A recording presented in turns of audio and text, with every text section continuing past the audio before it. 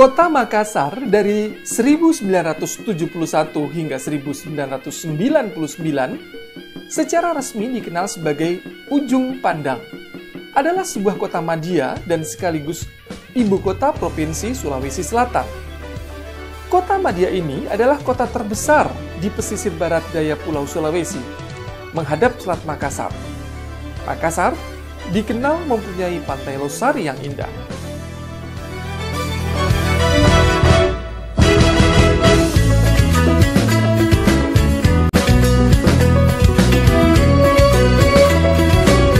Kota ini tergolong besar dengan berbagai suku bangsa. Di Makassar ada suku Makassar, Bugis, Toraja, Mandar, Buton, Jawa, dan Tionghoa. Makanan khas Makassar adalah soto Makassar, roti maros, jalan kote, kue tori, pala buntung, pisang ijo, sop saudara, dan sop kondro. Sejak abad ke-16, Makassar merupakan pusat perdagangan yang dominan di Indonesia Timur dan kemudian menjadi salah satu kota terbesar di Asia Tenggara. Raja-raja Makassar menerapkan kebijakan perdagangan bebas yang ketat, di mana seluruh pengunjung ke Makassar berhak melakukan perniagaan di sana dan menolak upaya VOC untuk memperoleh hak monopoli di kota tersebut. Selain itu, sikap yang toleran terhadap agama berarti bahwa meskipun Islam semakin menjadi agama yang utama di wilayah tersebut, pemeluk agama Kristen dan kepercayaan lainnya masih tetap dapat berdagang di Makassar. Hal ini menyebabkan Makassar menjadi pusat yang penting bagi orang-orang Melayu yang bekerja dalam perdagangan di Kepulauan Maluku dan juga menjadi markas yang penting bagi pedagang-pedagang dari Eropa dan Arab. Semua keistimewaan ini tidak terlepas dari kebijakan Raja Goa Talo yang memerintah saat itu, yaitu Sultan Alauddin Raja Goa dan Sultan Awalul Islam Raja Talo.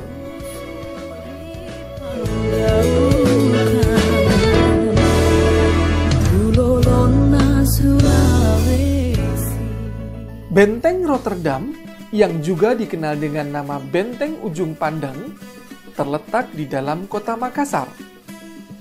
Benteng yang dibangun oleh Raja Goa ke-9 setelah jatuh ke tangan Belanda, dibangun dan ditata sesuai dengan arsitektur Belanda. Benteng ini menjadi salah satu objek wisata budaya yang sampai saat ini masih terawat dengan baik. Nama Rotterdam itu sendiri diambil dari nama kelahiran Gubernur Jenderal Belanda, Cornelis Spelman. Pada tahun 1667, pelabuhan Ujung Pandang berhasil ia kuasai demi kepentingan monopoli rempah-rempah. VOC ingin menyingkirkan bangsa Portugis dan Inggris dari peta perdagangan rempah-rempah di kawasan timur Nusantara.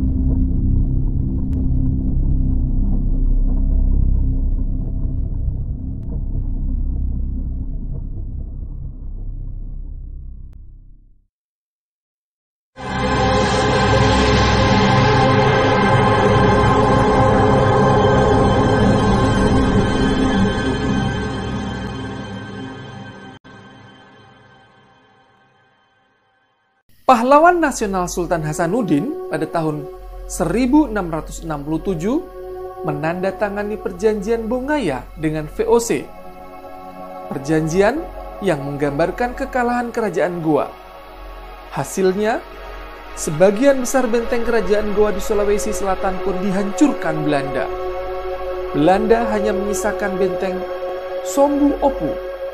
Sementara itu, benteng Ujung Pandang harus diserahkan ke Belanda.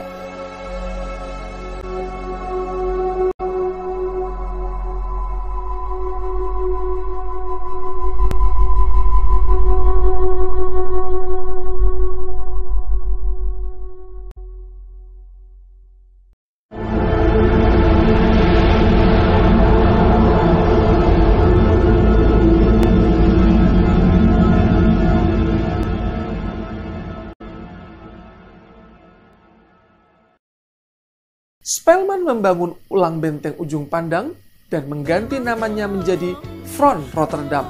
Front Rotterdam adalah nama tempat kelahirannya di Belanda. Sarif, penjaga Museum Negeri La Galigo, mengatakan Spelman membangun kembali benteng tersebut dengan konsep membentuk peradaban Eropa di bumi Makassar. Saat dibangun kembali, Spelman memakai gaya arsitektur gotik seperti kampung halamannya. Di dalam benteng terdapat beberapa gedung.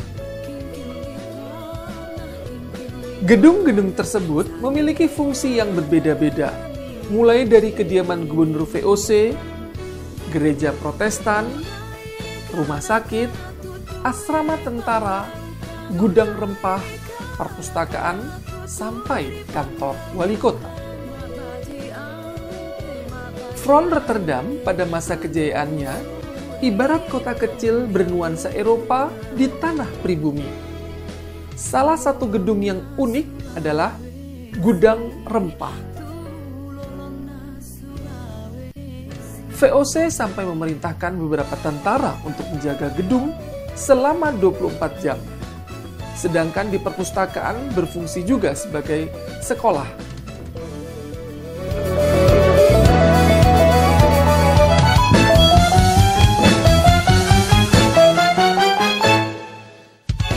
Tidak jauh dari Fort Rotterdam, terdapat Museum La Galigo, yang tidak hanya mengisahkan La Galigo, tetapi juga sejarah dan budaya masyarakat Sulawesi Selatan, serta sejarah perkembangan Front Rotterdam. Kini, pemerintah tengah merevitalisasi benteng tersebut.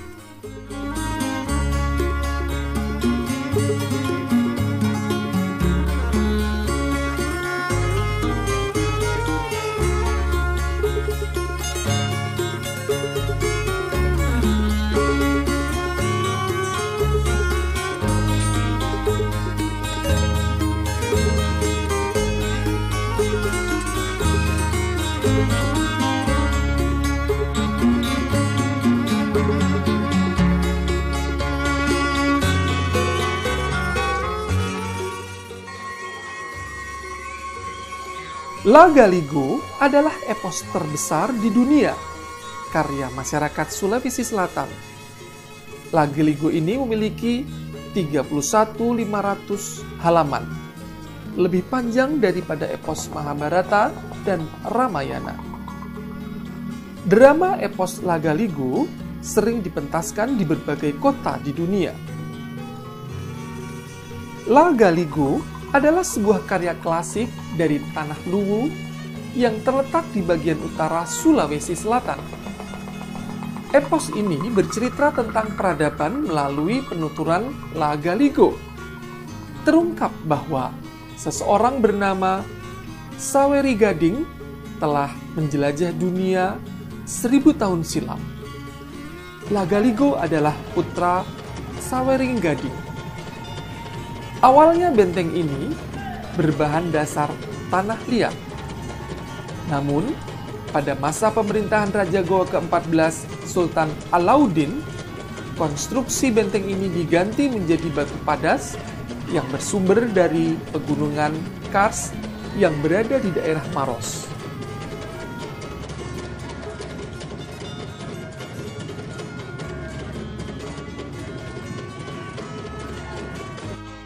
Benteng Ujung Pandang ini berbentuk seperti seekor penyu yang hendak merangkak turun ke lautan. Dari segi bentuknya, sangat jelas filosofi kerajaan Goa, bahwa penyu dapat hidup di darat maupun di laut. Begitupun dengan kerajaan Goa yang berjaya di daratan maupun di lautan.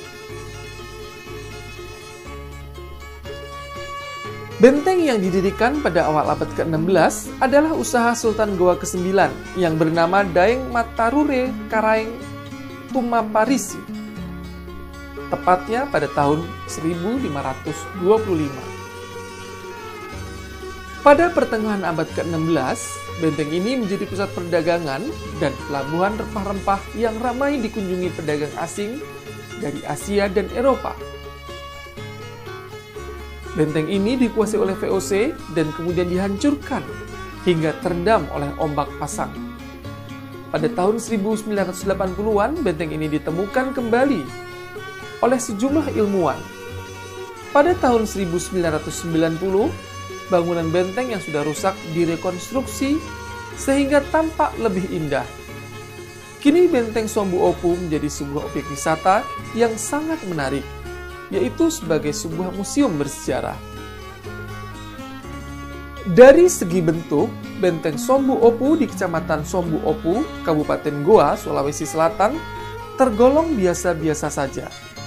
Namun, kekokohan dinding dan batu bata merah padat yang mengelilinginya sedahsyat perlawanan Raja Goa ke-16, Sultan Hasanuddin, saat mempertahankan benteng dari perampasan oleh Belanda.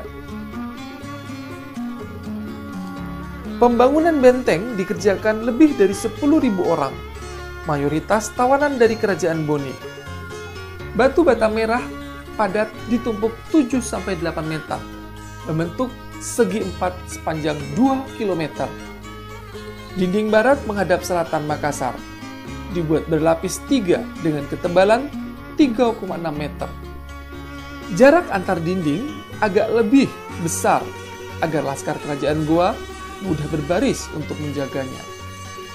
Benteng itu dilengkapi menara atau bastion setengah melingkar.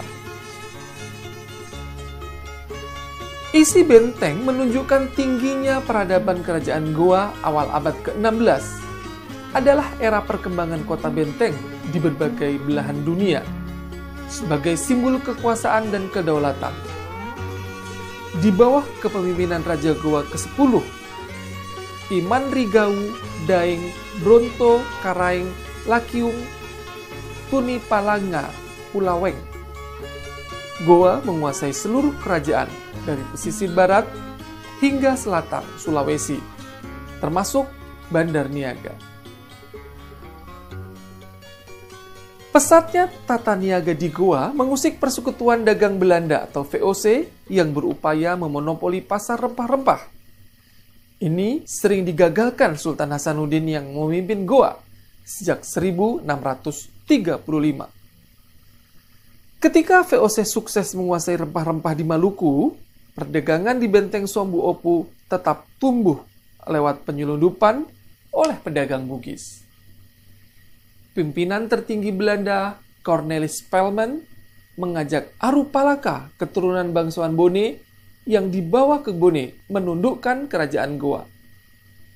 Sultan Hasanuddin menandatangani perjanjian Bongaya 18 November 1667. Salah satu isinya memerintahkan pemusnahan Benteng Sombu Opu. Ternyata Sultan Hasanuddin tetap bertahan di Benteng Sombu Opu hingga 14 Juni 1669.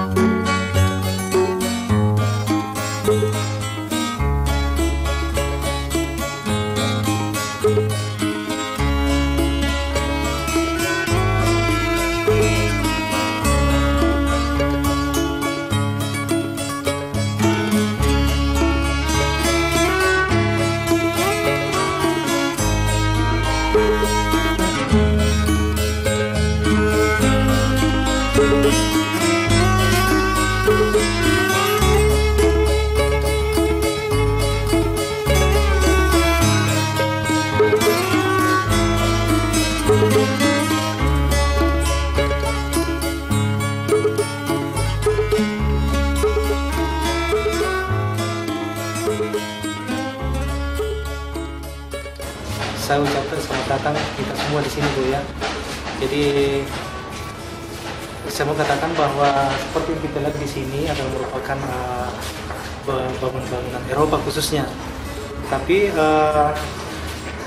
tentunya bahwa pertama kali benteng ini adalah merupakan milik kerajaan Goa pada masa lampau, gitu. Dibangun pada tahun 1545 oleh kerajaan Goa, tepatnya Raja Goa yang ke-9, dan kemudian diteruskan oleh putranya yaitu Raja Goa yang ke-10.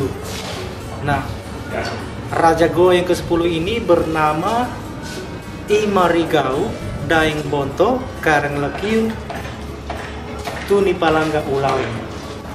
Itu dia.